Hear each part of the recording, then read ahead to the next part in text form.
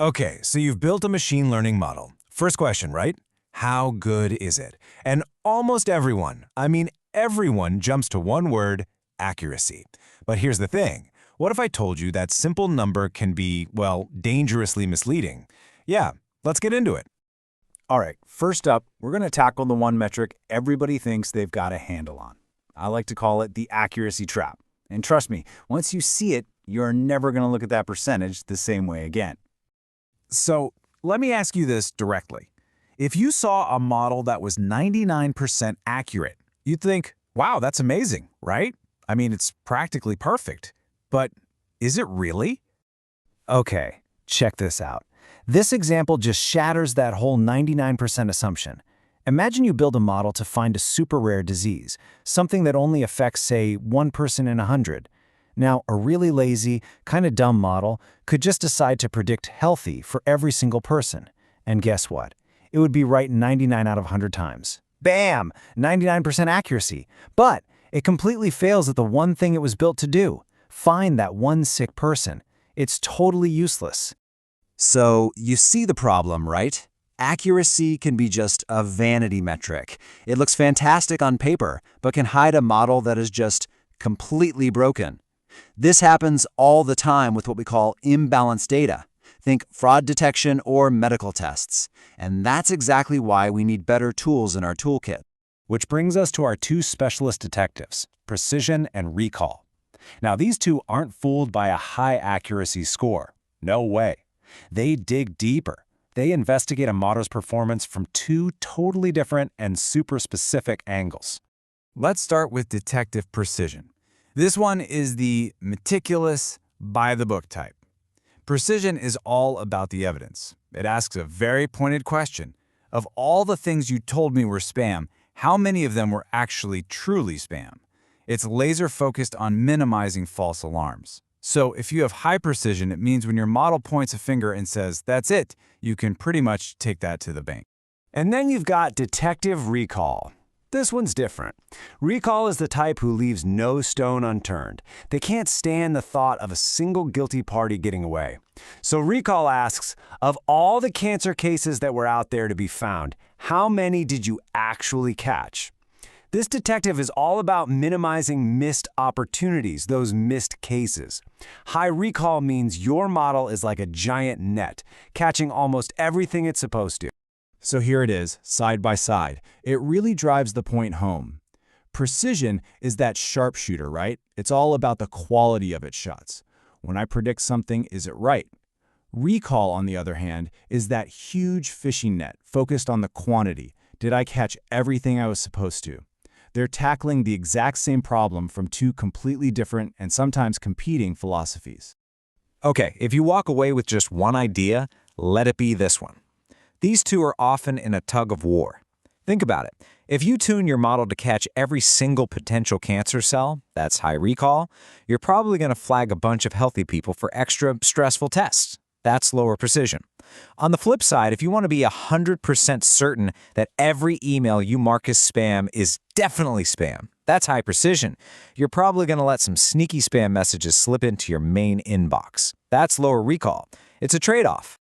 So, if one detective is worried about false alarms and the other is worried about missed cases, what do you do when you care about both? How do you strike that perfect balance? Well, that's where our next tool comes into play. Say hello to the F1 score. And if precision and recall are our detectives, you can think of the F1 score as their no-nonsense supervisor. The supervisor doesn't want to hear excuses. They want a good result from both detectives. The F1 score is a clever kind of average called a harmonic mean that smooshes precision and recall into one single number. It gives a high score only if both detectives are doing a good job. It's awesome for those times when a false alarm is just as bad as a missed case. But sometimes a single score isn't enough. Sometimes you need to see the whole messy picture, the good, the bad, the ugly. For that, we need to open up the complete case file. And that, my friends, is the confusion matrix. Now, I know the name sounds a little intense, confusion matrix, but don't let it fool you. It's really just a simple table. And its whole job is to show you crystal clear where your model is acing the test, and more importantly, where it's getting mixed up. See, anytime your model makes a prediction, there are only 4 things that can happen. It can be a true positive. It said yes, and it was right. A true negative. It said no, and it was right. Then we have the mistakes. A false positive. That's our false alarm. It said yes, but was wrong. And finally, a false negative, our scary missed case. It said no, but was wrong. And this is how the confusion matrix organizes all of that. It's brilliant. That main diagonal, from the top left to the bottom right, that's all your wins, the true positives and the true negatives. Everything the model got right. The other 2 boxes, those are your mistakes, the false positives and the false negatives. This simple little grid, this is the bedrock for calculating pretty much everything else, including precision and recall.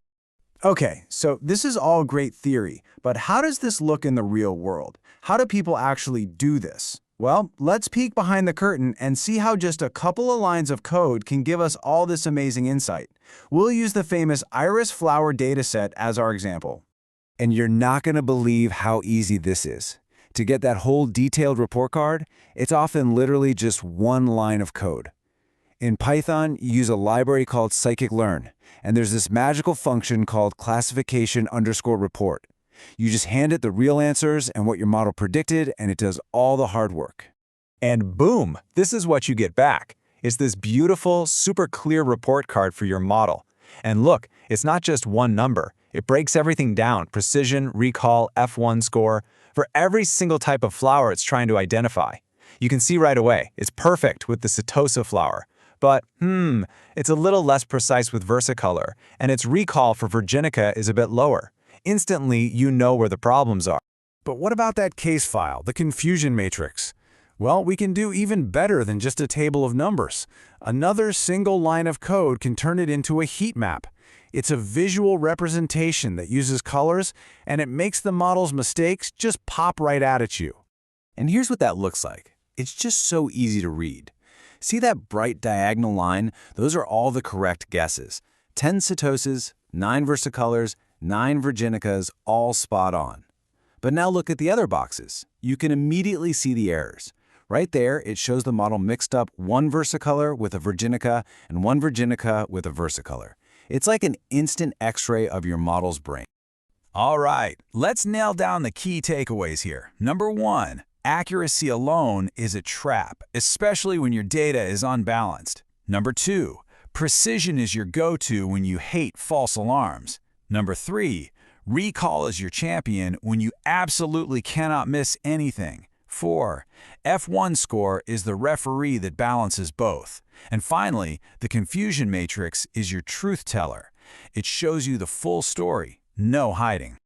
So this all brings us to the one question you have to ask yourself. The next time you build or look at a model, stop yourself from just asking, how accurate is it?